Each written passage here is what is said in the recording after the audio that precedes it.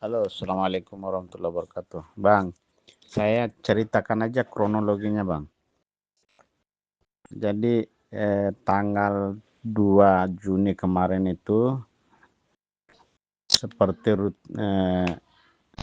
ini sudah menjadi kewajiban, yaitu di sini panggilnya itu lansamentu atau peletakan batu pertama. Aktivitasnya itu nanti pembukaan lahan. Jadi peletakan batu pertama itu nanti dibikin ada ritual dari di sini panggilnya lianain. Lianain itu bahasa Indonesia mungkin tetua adat atau orang-orang yang bisa membuat ritual, dan ritual itu kita korbankan berapa binatang untuk kasih, mungkin itu agak syirik ya, tapi emang itu seperti itu. Jadi dan itu dihadiri oleh unsur-unsur pemerintah, mulai dari di sini panggil itu PAM, Presidente Autoridade Municipio, AILEO, kemarin diwakili oleh Sekretaris Autoridade Municipio atau Sekretaris PD. Nah, kemudian dihadiri langsung oleh camat Posto Administrativo Remisiu, komandan polisi skuadra Posto Administrativo Remisiu, kalau bahasa Indonesia mungkin Kapolres, mungkin Kapolres itu tingkat kecamatan. Kemudian dihadir oleh kedua suku jalan yang dilewatin, itu suku Karhili sama suku Padabloko. Ketua CV suku, CV Aldea atau RT, kalau di Indonesia mungkin RT RW. Kemudian oleh masyarakat secara umum, kemudian Konselu Veteranus, veteranus, kemudian itu acaranya dari pagi sampai sore, sampai sore. Itu menjadi salah satu proses dari dimulainya proyek. Dan kemarin kebetulan itu ada 2 perusahaan yang menangkan tender di area wilayah situ, dipanggilnya Pakote 1 dan Pakote 2. Pakote 1 itu oleh perusahaan namanya perusahaan Vitun Phone.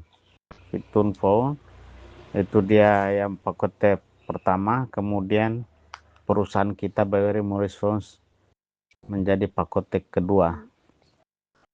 Dan itu sudah selesai acara peletakannya, kemarin udah selesai di hari Selasa. Nah, di dalam dalam sambutan dari camat, salah satu poinnya adalah diimbau kepada masyarakat untuk tidak boleh ada hambatan, jangan membuat hambatan atau konflik interest di tempat proyek. Kemudian diimbau kepada perusahaan untuk kontraktor untuk bisa membagikan membuka peluang lapangan kerja untuk tenaga kerja buruh secara baik, secara merata. Kalau di tenaga kerja, dan prioritaskan untuk wilayah tersebut, masyarakat yang tinggal di wilayah di mana proyek itu berlangsung.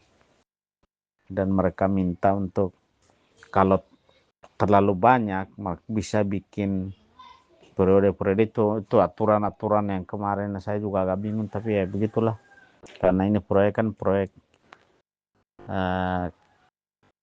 pelosok. Di sini panggilnya proyek rural. Nah, itu kemudian itu dari setiap sebagian besar sambutan dari unsur-unsur yang hadir di situ, mulai dari camat, kemudian utusan bupati, utusan Presidente Autoridade Municipio, camat, atau administrator posto, kemudian sambutan dari komandan polisi skuadra remisiu, kemudian sambutan dari chef suku. Itu bicara sebagian besar itu menyinggung soal pentingnya kerjasama masyarakat untuk bisa mensukseskan proyek jalan raya ini. Karena memang Timor Leste sebagian proyek selalu ada hambatan, tuh ada ketidakpuasan dari masyarakat, mungkin permintaan dari atau masyarakat begitu dikasih kerja mereka tidak memenuhi kewajiban atau mereka bermalas-malasan untuk kerja segala macam itu, dan itu yang ditekankan. Dan komandan skuadra polisi remisiu juga dia menyatakan bahwa diminta kepada tenaga kerja atau masyarakat untuk taat hukum, tidak boleh ada gangguan apapun karena ini proyek-proyek pemerintah. Tapi kalau ditemukan ada tindakan-tindakan kriminal di lapangan, maka mereka tidak akan segan-segan untuk menindak secara hukum. Kemudian kemarin dalam sambutan saya juga saya menyampaikan bahwa saya menyampaikan terima kasih kepada pihak Obras Publik yang sudah mempercayakan proyek ini bisa dimenangkan oleh perusahaan Baweri Morisco. Kemudian salah satu saya memperkenalkan diri perusahaan atau kontraktor perusahaan yang kita pimpin. Kemudian juga salah satu titik poin yang saya sampaikan bahwa jika nanti dalam pengerjaan proyek kalau ada selisih pendapat, ada konflik interest atau apapun masalah, perusahaan atau kontraktor membuka diri untuk melakukan dialog komunikasi supaya masalah bisa diselesaikan supaya tidak mengganggu jalannya proses pengerjaan jalan raya. Salah satu poin lagi yang saya sampaikan bahwa untuk persoalan tenaga kerja, kita akan merekrut tenaga kerja baik laki-laki atau perempuan yang umurnya produktif, ya, mulai dari umur 17 tahun sampai di bawah 60 tahun. Dan kita butuh orang-orang yang punya tenaga, punya kekuatan fisik untuk bisa proyek ini bisa dijalankan. Kita tidak akan mau terima tenaga kerja yang malas atau punya karakter yang kurang baik. Kemudian di lapangan juga kita tidak akan mau menerima atau mentolerir tenaga kerja atau buruh yang masuk lapangan kerja atau masuk kerja dalam kondisi mabuk. Itu tidak akan kita terima untuk menghindari hal-hal yang tidak diinginkan di dalam proses pekerjaan berlangsung.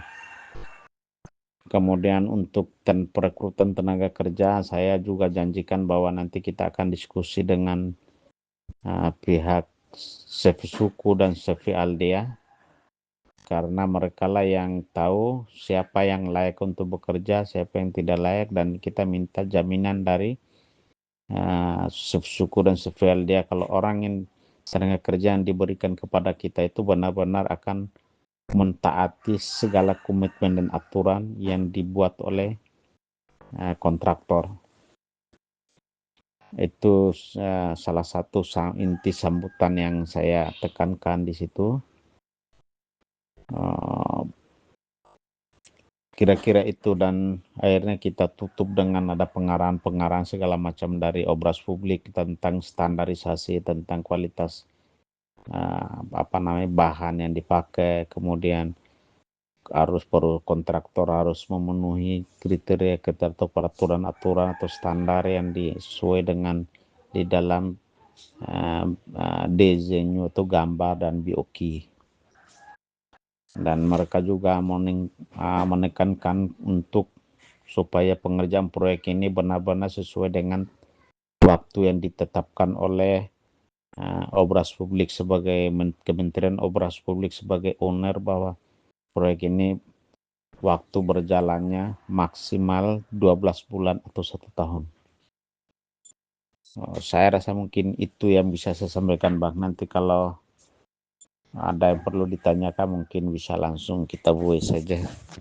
Demikian dulu, Bang. Assalamualaikum warahmatullahi wabarakatuh.